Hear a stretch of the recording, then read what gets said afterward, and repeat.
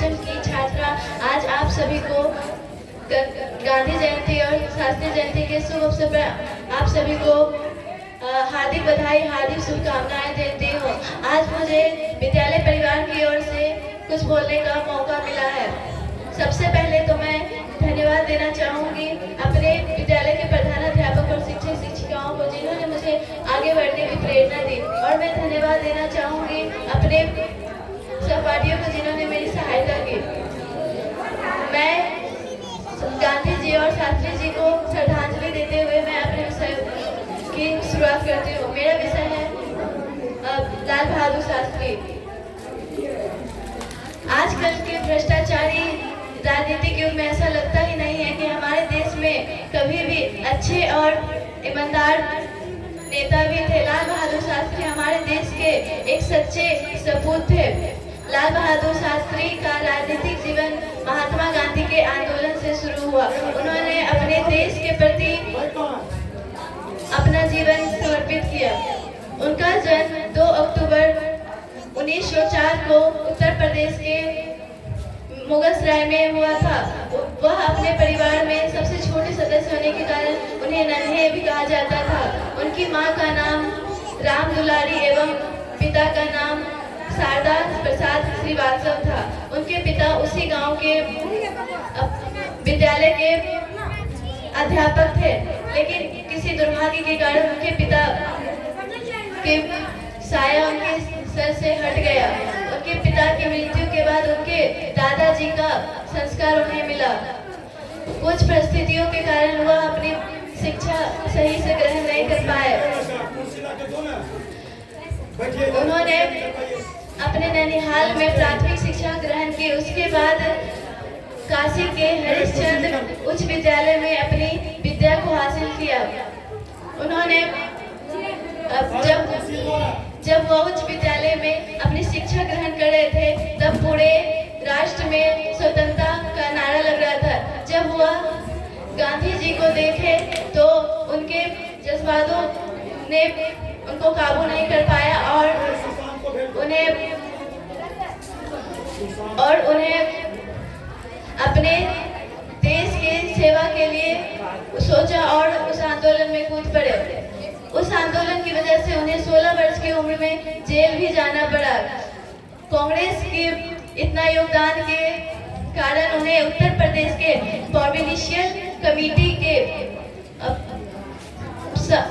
प्रमुख सचिव बनाया गया और 1935 में उनका राजनीतिक में स्वागत हुआ। उन्होंने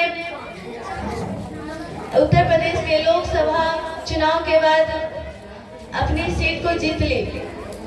उन्होंने स्वतंत्रता को प्राप्त करने के लिए पूरे जी जान लगाकर अलग अलग आंदोलन में भाग लिए।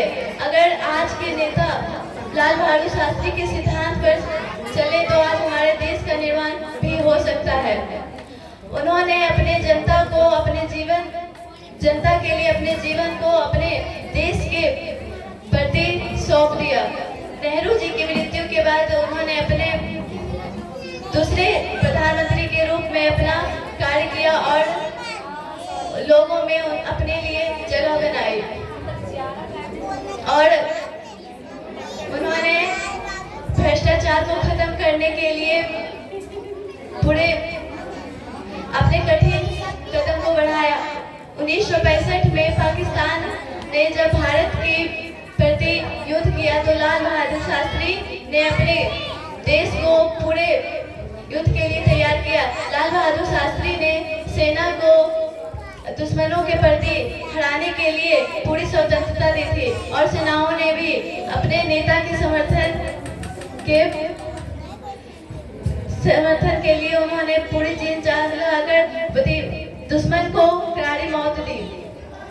ताशकंद में पाकिस्तान के राष्ट्रपति आयूब खान के पास शास्त्री जी ने ताशकंद में घोषणा किया कि मैं यह युद्ध नहीं करता हूँ और समझौता के बाद वह तत्कालीन प्लान में उनकी मृत्यु हो गई। उन्हें मृत्यु के बाद 1966 में भारत रत्न से सम्मानित किया गया।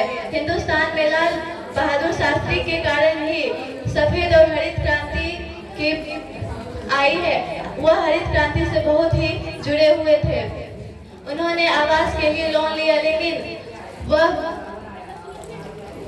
किंतु वह खेतों के लिए उपयोग किए, क्योंकि उनका मानना था कि जितने पसंद उनके लिए जवान थे उतने ही पसंद किसान थे। इसलिए उन्होंने एक नारा लगाया, जय जवान जय किसान। लाल बहादुर शास्त्री के जीवन का एक मंत्र भी था, वो ये था कि हमारी ताकत और मजबूरी के लिए सबसे जरूरी काम है एकता। हमारे लाल बहादुर शास्त्री ने हमेशा ईमानदारी